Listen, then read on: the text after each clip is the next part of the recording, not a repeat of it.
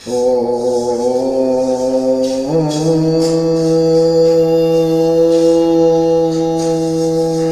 श्री रामाभ्याय नमः। ॐ श्री हनुमतभ्याय नमः। ॐ श्री महेश्वरभ्याय नमः।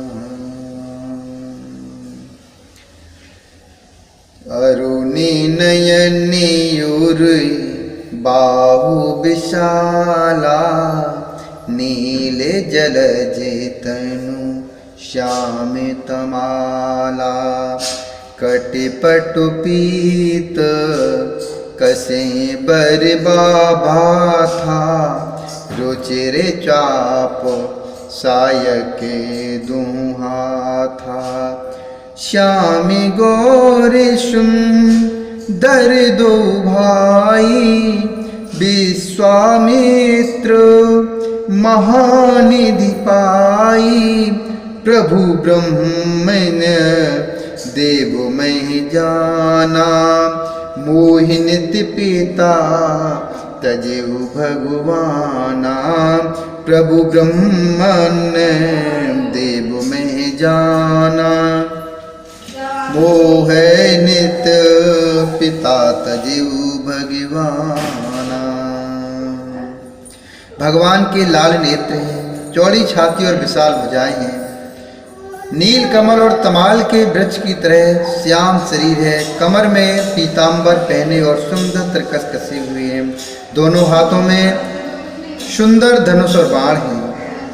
श्याम और गौर वर्ण के दोनों भाई परम सुंदर हैं। विश्वामित्र जी को महान निधि प्राप्त हो गई। वे सोचने लगे, मैं जान गया कि प्रभु ब्राह्मण्यदेव अर्थात ब्राह्मणों के भक्त हैं। मेरे लिए भगवान ने अपने पिता को भी छोड़ दिया। चले जाते मुनि दीन दिखाई, सुनि ताड़े का क्रोध कर धाई। एक ही बानु प्राण हर लीना, दीन जानते हैं निज पद दीना। तब ऋषि निज नाथ जिय चीनी, विद्या निधि कहूँ विद्या दीनी। जाते लागे न क्षुधा पिपाशा, अतुलित बल तनु तेज प्रकाशा। जाते लागना क्षुधा पिपासा, अतुलित बल तनु तेज प्रकाशा।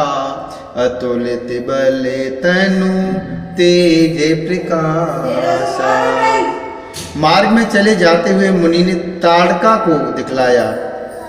शब्द सुनते ही वह क्रोध करके दौड़ी।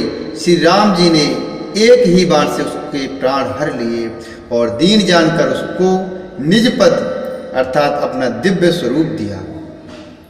तब ऋषि विश्वामित्र ने प्रभु को मन में विद्या का भंडार समझते हुए भी लीला को पूर्ण करने के लिए ऐसी विद्या दी जिससे भूख प्यास न लगे और शरीर में अतुलित बल और तेज का प्रकाश हो। आयुध शरबो समर्पिकै, प्रभु निज आश्रमयानि। कंद मूल फल भोजन, दीन भगत हित जानी। कंद मूल फल भोजन, दीन भगत हित जानी। सब अस्त्र शस्त्र समर्पण करके मुनि प्रभु श्री राम जी को अपने आश्रम में ले आए और उन्हें परम हित जानकर भक्ति पूर्वक कंद मूल और फल का भोजन कराया।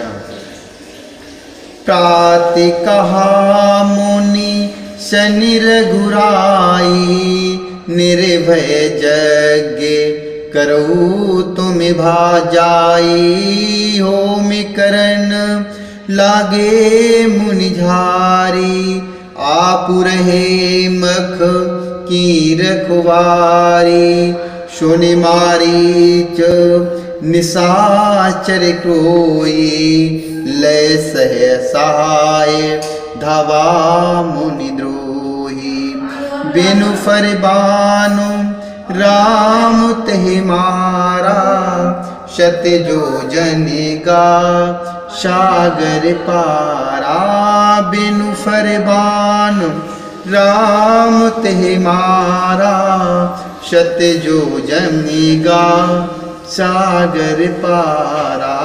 सत जोजन का सागर पारा। सवेरे श्री रघुनाथ जी ने मुनि से कहा, आप जाकर निडर होकर यज्ञ कीजिए। यह सुनकर सब मुनि हवन करने लगे और आप श्री राम जी यज्ञ की रखवाली कर रहे हैं। यह समाचार सुनकर मुनियों का शत्रु क्रोधी राक्षस मारीच अपने सहायकों को लेकर दौड़ा। श्री राम जी ने बिना फल वाला बड़ा बाण उसको मारा, जिससे वह 100 योजन के विस्तार वाले समुद्र के पार जा गिरा। पावक सर सुबाहु पुनि मारा, अनुज निशाचर कट कुसंहारा। मारे असुरे द्विज निर्भयकारी, अस्तुति करहि देव मुनि झारी। तहे पुनि कछुक दिवस रघुराया, रहे कीन विप्रण परे दाया। भगत हेति बहु कथा पुराना, कहे विप्र यद्यपि प्रभु जाना। कहे विप्र यद्यपि प्रभु जाना। फिर सुबाहु को अग्नि बाण मारा। इधर छोटे भाई लक्ष्मण जी ने राक्षसों की सेना का संहार कर डाला। इस प्रकार श्री राम जी ने राक्षसों को मारकर ब्राह्मणों को निर्भय कर दिया। तब सारे देवता और मुनि स्तुति करने लगे। श्री रघुनाथ जी ने वहाँ कुछ दिन और रहकर ब्राह्मणों पर दया की। भक्ति के कारण ब्राह्मणों ने उन्हें पुराणों की बहुत सी कथाएं कही, यद्यपि प्रभु सब जानते थे। तभी मुनि सादर कहा बुझाई, चरित एक प्रभु देखिए जाई। धनुष यज्ञ सुनि रघुकुल नाथा, हरसि चले मुनिवर के साथा। आश्रम एक दीखु मगुमाई, खगु मृग जीव जंतु तहि नाई। पूछा मुनि है शिला प्रभु देखी, सकल कथा मुनि कहा विशेषी। पूछा मुनि है शिला प्रभु देखी, सकल कथा मुनि कहा विशेषी। सकल कथा मुनि कहा विशेषी। तदंतर मुनि ने आदर पूर्वक समझाकर कहा, हे प्रभु चलकर एक चरित्र देखिए। रघुकुल के स्वामी श्री रामचंद्र जी धनुष यज्ञ की बात सुनकर मुनि श्रेष्ठ विश्वामित्र जी के साथ प्रसन्न होकर चले। मार्ग में एक आश्रम दिखाई पड़ा। वहाँ पशु पक्षी कोई भी जीव जंतु नहीं था।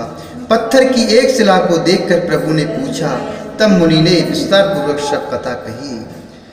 गौतम नारी श्राप वश,